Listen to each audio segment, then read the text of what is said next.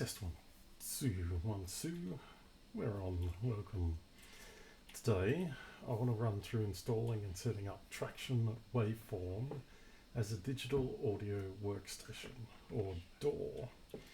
Why Tracktion? I've paid for multiple versions over the years since version 2, and I find it quick to grasp and start using, while I've also got licenses for other packages such as Pro Tools, Ableton Live or Studio One.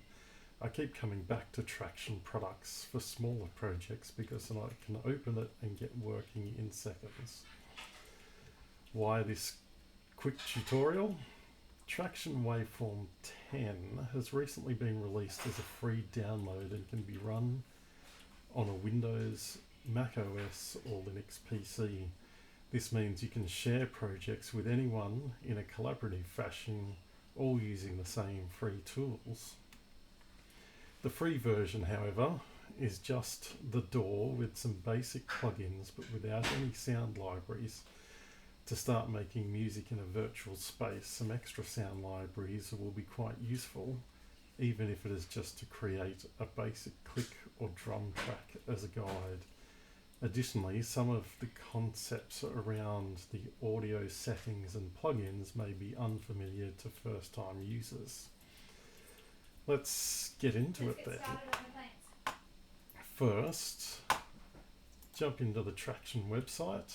I'll provide links in the description to each of the websites that I'm referring to.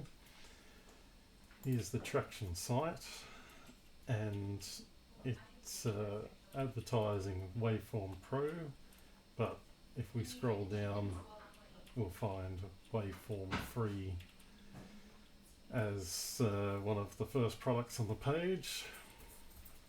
You can click the download link, and to download the free version you'll need to register for an account. Once you've registered for the account, and which won't require any credit card details or payment information, you'll get an email confirming your account and you'll be able to log into that and download the Waveform installation file.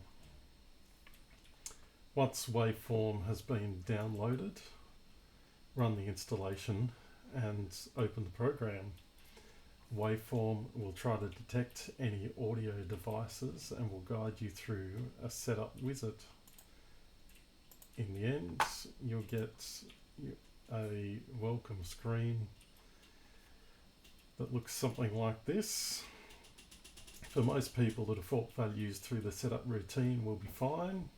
For some with multiple sound cards or multi-track sound cards, these settings may become important a little later under the settings area here, but we'll dive into that in the future.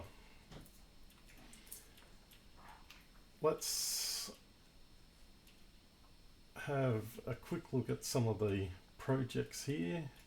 The top two are actually sample projects that the installation wizard may offer to download for you. So it's worth downloading those samples, and then you can have a play with the sample files and see what other people do with this Waveform software.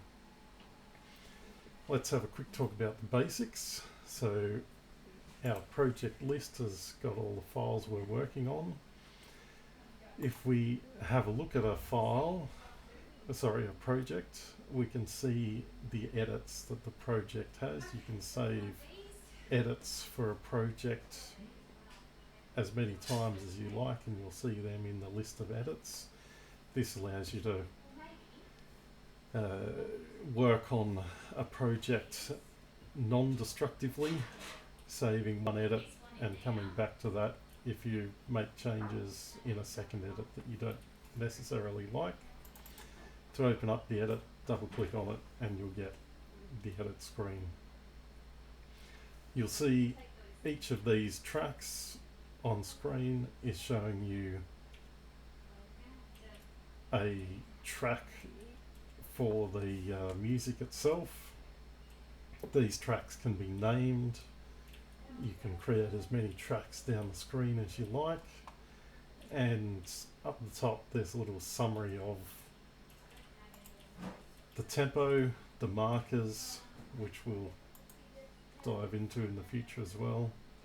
The markers provide you with a quick guide for your song structure, and if you wanted to, you can also make use of the chords to note or make it easier to play along with the song. I've created a track called Click Track for my purposes here, and then we've got other tracks down the screen. If you want to scroll up and down the screen, keep your mouse over the track names and run the scroll wheel up and down. If you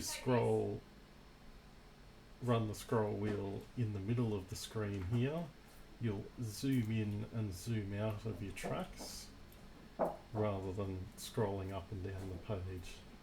If you want to enlarge the tracks, you can hold down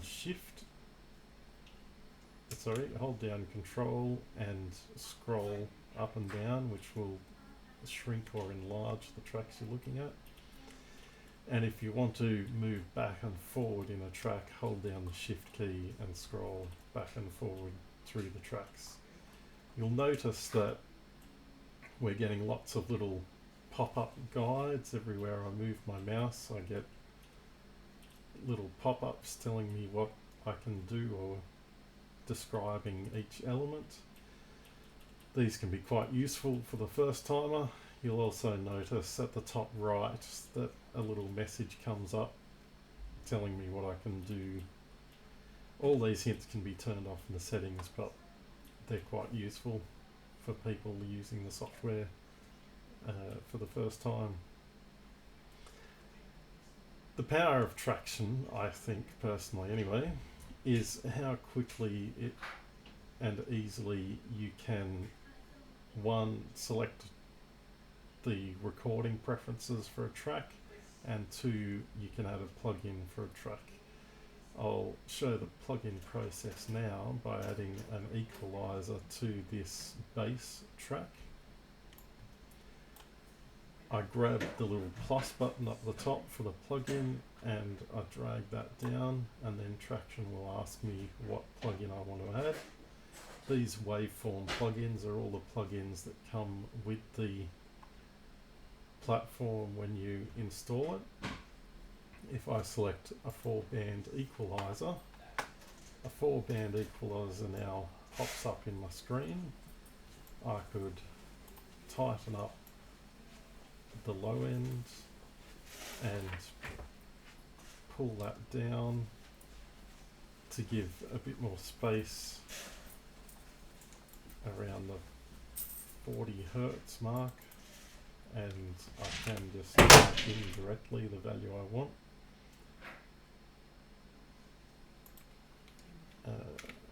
That's a little bit too much, but give a bit more space around the 40 Hertz mark for the kick drum.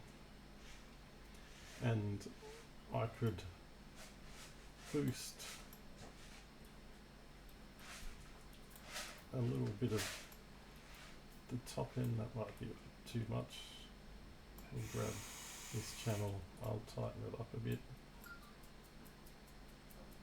and that can provide a bit of air at the top end for the bass guitar. And in this range of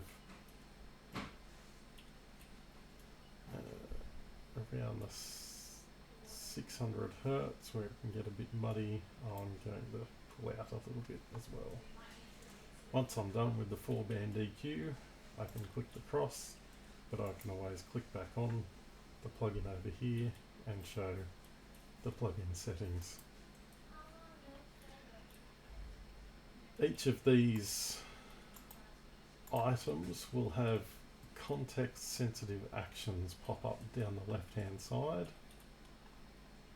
So for example, if I wanted to name one of my markers, I can click on the marker and I get a name here, and then I can make changes in this window. Down the bottom we get what we call the transport controls, where we can play the track or fast forward or record items. We also get, again, some context sensitive edit options, and so I can also change the name for that marker down the bottom here.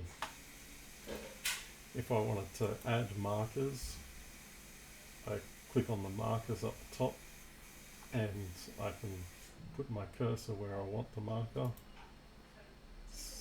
This dark line nominates the place where we're going to add a marker or play from.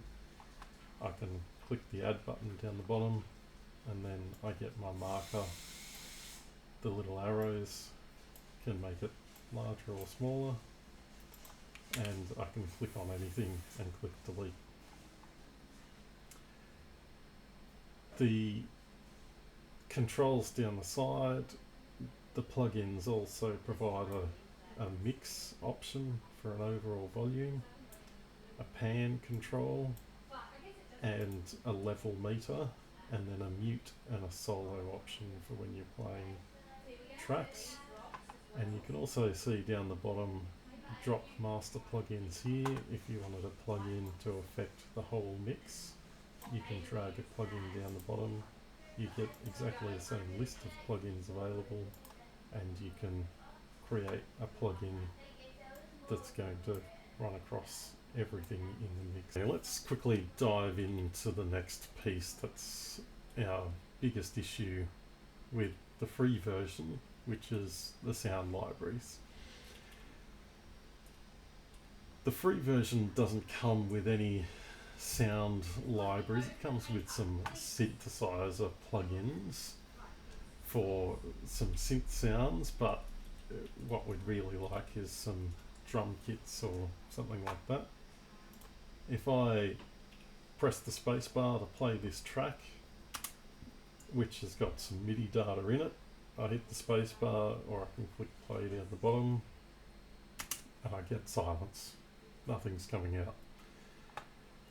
If we want something to come out, we need to get a hold of some sample sounds, and that's where some Google searches can help us out. Let's dive into some of these Google searches. I found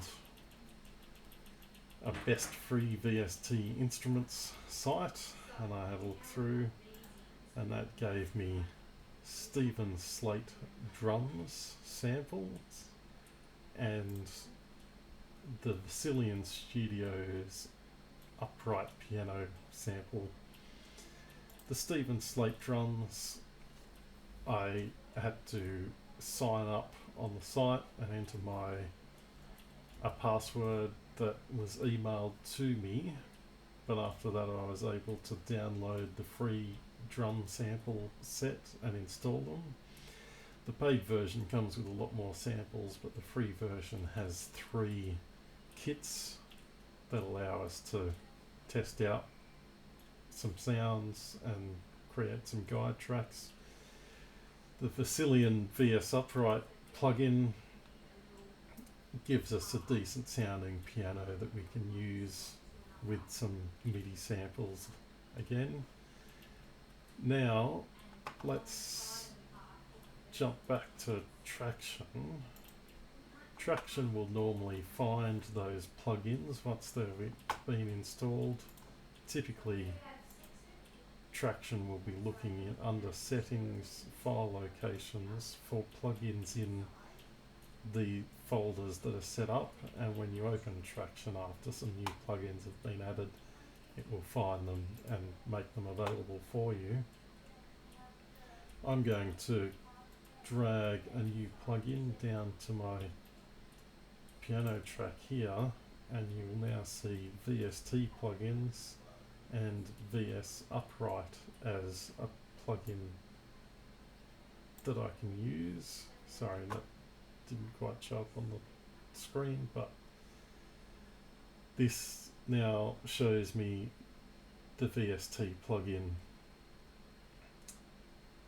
I'll also enable the same VST plugin on this track, and I'll enable the drum sampler on this track. If I click on the drum sampler, you can see on the right hand side here I've selected one of the preset kits, and that's loaded all the sounds in. Currently I'm just using that to run a click track. Tracktion does have a built-in click down the bottom here, but the benefit of using a click track like this is that you can include it in an export, so that if someone's listening to a mixdown, you can still include a click track in that mixdown. It also gives you more control around what you want the click track to sound like, allowing you to change the velocity of the clicks and produce a click track that might suit different time signatures. If I hit play on this track now, or press the spacebar, you'll hear a bit quietly in the background some audio coming through from those plugins. This then takes me to the next thing, which is a bass line that I've recorded on this track, which I've currently got muted. If I click on that and click up the top here on the spot where I want to play from, I'll hit the space bar and we'll see the bass guitar audio coming through now as well. This allows us to play along to a song and mute the pieces of the song that we don't necessarily want to hear at some point. So if I had recorded a bass and a guitar track and someone was recording the keyboard track, then I would suggest they mute this chord guide that I've added in, and then they can play along and record one of those, the keyboard track as it should be, rather than just a quick chord guide that's in the track currently. The final thing we'll do is have a look at how we set up a track to record mode. On the left hand side of a track, we can select which input we want to have. Currently I don't have any showing up, so I need to check under settings and audio devices, and in my case, to get access to my sound card, my device type needs to be ASIO here. Most people with just a standard computer would use Windows Audio, but the ASIO allows me access to my 8-channel sound card. I can also choose the sample rate. Currently it's set to 44.1 for this particular project, but I can select other sample rates if required. And you can see the inputs down the bottom section and the outputs on the top section, and those that I've enabled. Now if I switch back to the track edit, I can select a channel for the input, and you can see if I select channel 3 that it's giving me an input signal. And if I'm going to record on this channel, I click the little record button which arms the channel for recording, so that when I click the main record option down here, we'll start recording on that track. The other thing that can be handy while you're recording is to make sure that when you've selected a channel, live input monitoring is enabled here, allowing you to plug in a pair of headphones and listen to the track that you're recording, giving you direct feedback on what the sound quality on that track is like. If I armed this for a recording and press the record button, we'd start recording straight away. I can stop the recording at any point. If I've got some silence at the end that I want to remove, I can grab the trim option. There's also some fade in and fade out options in each top corner that we can pull in or out.